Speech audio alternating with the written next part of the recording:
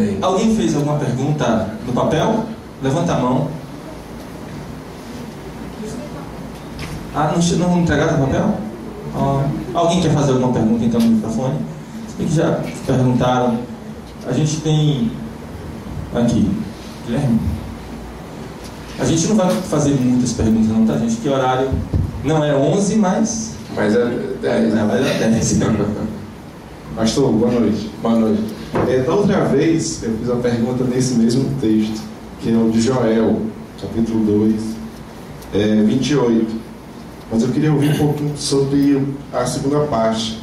Foi: depois derramarei meu espírito sobre toda a carne, e os vossos filhos e vossas filhas profetizarão, os vossos velhos terão sonhos, e os vossos jovens terão visões. Nessa questão da profecia, e falando sobre sonhos e visões. Então, esse texto é muito importante exatamente por causa disso, porque é tão forte essa questão, né, de que a gente mata o profeta, que nós estamos atribuindo o dom de profecia a uma capacidade. E quando ele fala, vossos filhos profetizarão, ele está dizendo que, independente da capacidade, independente da competência, eu encarno aquilo que é o propósito eterno de Deus para a minha vida. Eu encarno a promessa. Então eu posso olhar para o meu filho de duas formas. Eu posso olhar para o meu filho como aquilo que a minha carne gerou e que eu quero que Deus salve, ou eu posso criar o meu filho desde o início entendendo que ele é um filho que Deus dele, que ele colocou para mim cuidar e ensinar. Então meu filho pode ser um profeta se eu entender aquilo que é o derramar do Espírito de Deus. Por isso que Paulo diz lá em 2 Coríntios capítulo 5, ele diz: agora que eu nasci de novo, que eu estou em Cristo e que eu fui reconciliado, ou seja, eu fui levado de volta ao conselho eterno de Deus, a ninguém mais eu conheço segundo a carne, nem mesmo a Cristo. Então eu não tenho olhos para ver segundo a aparência, porque as coisas aparentes são passageiras. Então eu trato todo mundo numa perspectiva profética. Então eu olho para um filho e ele profetiza, ele encarna aquilo que é a promessa eterna de Deus, ou não. E aí o nosso problema é que a gente não vê nessa ótica profética e a gente espera que ele creia para que eu creia. Então isso passa a ser uma relação de barganha, ao passo que se eu cresce, ele creria. Então eu deveria emprestar a fé para os filhos e ensiná-lo como sendo um filho de quem? De Deus. Então se ele é um filho de Deus, ele é o que? Um profeta. Ele encarna, ele materializa, e eu ajudaria ele a entender dessa forma. Mas o problema é que não. Eu ensino que ele é tudo, menos filho de Deus. Então ele não aprende. Ele aprende primeiro a pensar como homem e não a pensar como filho de Deus, como nascido de Deus, como alguém que hoje pode ser orientado pelo Espírito Santo. Então ele não é ensinado na fé. Então a palavra de Deus diz que quando o Espírito Santo de Deus fosse derramado, nossos filhos e nossas filhas o quê? Profetizariam. Porque eu não estaria mais olhando para a aparência, eu não estaria olhando segundo a capacidade, segundo a competência, segundo o desempenho. Mas a gente não aceita isso. A gente não trata nessa relação de fé. A gente não respeita a possibilidade de Deus profetizar a partir de alguém que não se enquadra no meu estereótipo profético. Porque eu quero o profeta que me resolva, e não o profeta que me desafia, que me apresenta algo que Deus pode fazer independente de mim. Amém? Então há uma promessa. Quem crê? Amém. Quem crê que seus filhos são profetas? Amém. É uma questão de fé, e a fé não é a partir do que se vê, a fé é a partir do que não se vê. Aí alguém vira para mim e fala: mas pode não ser assim, pode ser que não seja. Eu falo: pô, então você crê assim, eu creio diferente. Essa é a sua fé. A sua fé é que a promessa não alcança os seus filhos, a minha fé é que alcança.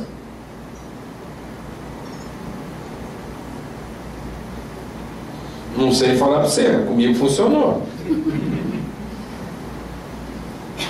Amém, amados? Amém? Está vendo como é que nós estamos vivendo um dilema de fé aqui? Porque é a fé do que eu desejo e não a fé do que Deus estabelece e determina. Então eu vivo esse dilema, porque pode ser que sim, pode ser que não, dependendo do meu desempenho. Porque eu que estou movendo a mão de Deus. Não, Deus prometeu. Sabe o que Deus prometeu para você? Que quando viesse o Espírito, seus filhos profetizariam. E você, velho, ainda sonharia. Amém, mano? Por que os velhos não sonham mais? Só pensa em se aposentar e ficar quieto. Por que, amados, que os velhos não sonham mais? Porque foram atrás dos seus ídolos.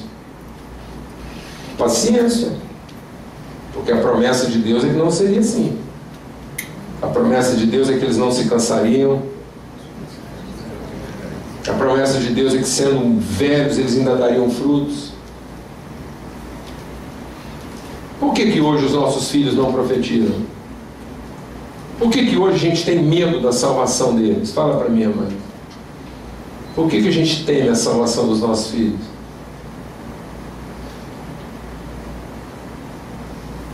Porque no fundo depende de quem?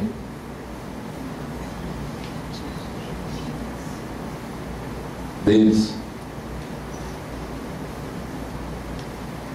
E não de Deus cumprir a sua promessa. E Deus falou assim: eu vou te dar filhos, eu te dou os filhos, e você os ensina. Essa é a aliança que eu tenho com você. Quem crê nisso aqui, não? Amém. Então nós estamos andando por fé ou por quê? O que eu tenho que oferecer para Deus para que os meus filhos sejam profetas? Quantas orações eu vou ter que orar para Deus fazer dos meus filhos profetas? Quanto eu tenho que orar para um filho meu se converter?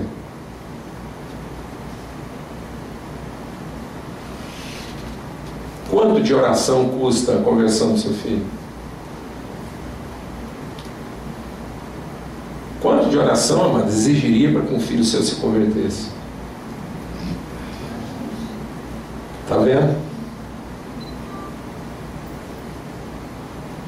Eu tinha que orar mais para eu não perder minha fé. E até os últimos meus dias, olhar nos olhos dele e dizer assim: eu morro dizendo para você que você é um filho de Deus. Amém. E que o sangue do Cordeiro foi derramado em favor de você. E que o amor de Deus está sobre a sua vida. Amém. Mas eu não duvido.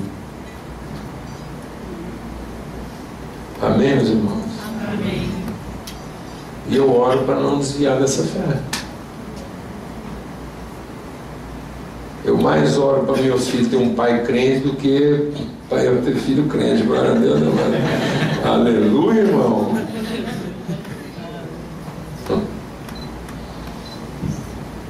Dá para mais uma ainda? Alice, fica com a mão levantada ali, Guilherme.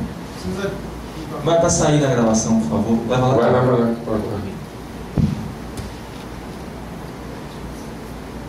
lá. Sou João. Uma parte significativa, eu creio, disso que você está falando, está ali em Levítico 10, né? Quando os filhos de Arão resolvem copiar talvez um formato e fala desse sentido: céu, terra, terra, céu. Então eles chegam lá, oferecem aquele fogo estranho, mas parece que eles não tinham a consciência de que o gás estava todo aberto, né? Exatamente. Então naquela hora saiu fogo, consome todos. Então a gente pode perceber essa questão do pai e dos filhos, mas eu creio que especialmente o que Moisés fala para Arão depois tem um significado especial que eu queria sempre comentar. Ele fala assim: eu serei santificado naqueles que se chegarem a mim. Então parece que esses filhos, esses meninos, viram o pai a vida toda ali fazendo aquele negócio, e talvez essa crise de forma e conteúdo que a gente tem hoje, muita gente quer limitar a forma das coisas sem perceber o conteúdo da relação, sem perceber o próprio Deus. Porque o que acontece? Isso está ficando complicado, porque nós não estamos entregando um profeta para os nossos filhos. A gente não é profeta em casa. A gente é um devoto. Nós estamos entregando para os nossos filhos nossa devoção. E não a encarnação da eternidade de Deus. Se a gente entrasse em casa e entregasse para a nossa família nossa fé, havia esperança para eles. Mas eles não estão convivendo com a nossa fé. Eles estão convivendo com a nossa idolatria. Porque no fundo a gente fala que ama a Deus e põe Deus para correr atrás dos nossos planos. E de vez em quando a gente volta para Deus para pagar o pedágio. Eles não estão vendo em nós pessoas 100% compromissadas com a vontade eterna de Deus. Porque se eles estivessem convivendo com um filho de Deus, então haveria esperança de fé para eles. Porque haveria profeta. O povo está se corrompendo por quê? Porque não há profeta. O filho não tem pai profeta, não tem mãe profeta, como é que ele não vai se corromper? Ele é filho de idolatria. Ele é filho de barganha. É barganha o tempo todo. É barganha no louvor, é barganha no dízimo, é barganha nas orações. Então, ele sabe que a qualquer momento também ele dá uns trocos para Deus e Deus arrepende e salva ele. Ele pode julgar isso para mais tarde. Não há uma relação. Não há uma relação. Há um interesse. Ele convive com uma comunhão de interesse, não com uma relação. Deus tem interesse em mim, nós temos interesse nele, a gente fica negociando aqui. Aí ele não tem interesse ainda em Deus. O dia que ele tiver, Deus já tem nele mesmo, pronto, vai ser cortar manteiga com faca quente. Deus leva ele para o céu mesmo, porque não aguenta ver um chororô aí e fica logo. Tá, pronto, ele vai para o céu. É para o céu? Está tudo resolvido? Foi para o céu, acabou? Esse era o propósito? Desculpa.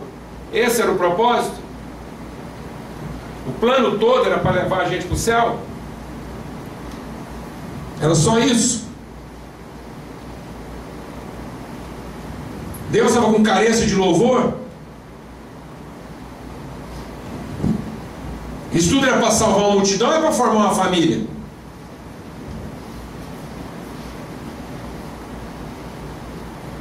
Deus estava com um milagre depositado lá e não sabia o que fazia com eles? Ou Deus estava trabalhando a sua própria solidão? Outro dia eu tive um impacto na minha vida. Sinceramente. Que quando a palavra de Deus fala que Deus fez o homem à sua imagem, conforme a sua...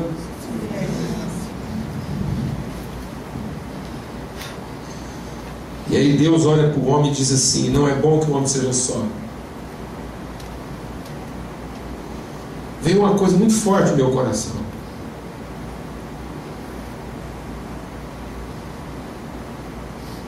De que Deus, apesar de ser Deus e todo o poder que tinha, se sentiu sozinho.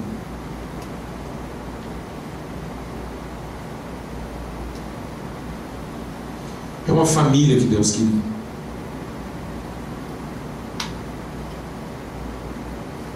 É família, irmãos.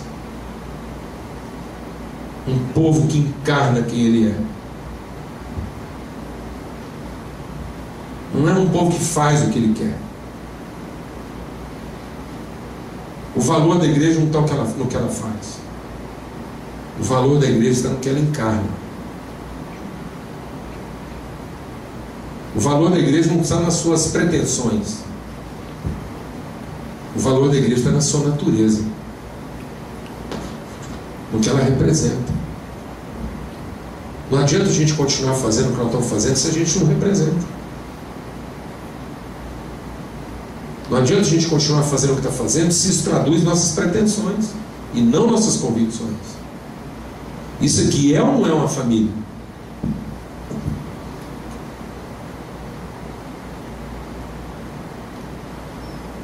E como é que é lá na sua casa? Responde para mim, como é que é lá na sua casa? Se o seu filho ficar nervoso, empurrar, se ele quebrar o pau, se ele enfiar nas drogas, e virar para você e falar assim: eu não quero mais ser seu filho, o que você fala para ele? Fala para mim, irmão. Eu não, também não quero mais ser seu pai. O dia que você quiser ser meu filho, eu vou querer ser seu pai. É assim lá na sua casa, mano? Fala pra mim se é assim lá na sua casa. E nós somos melhor que Deus, amor?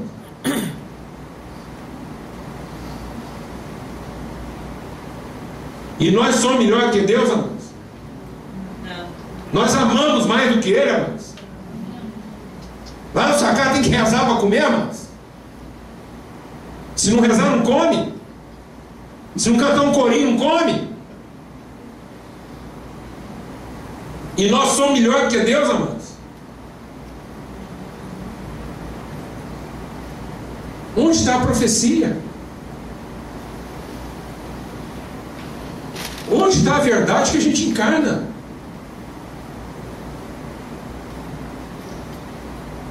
Amém, meus irmãos? Amém.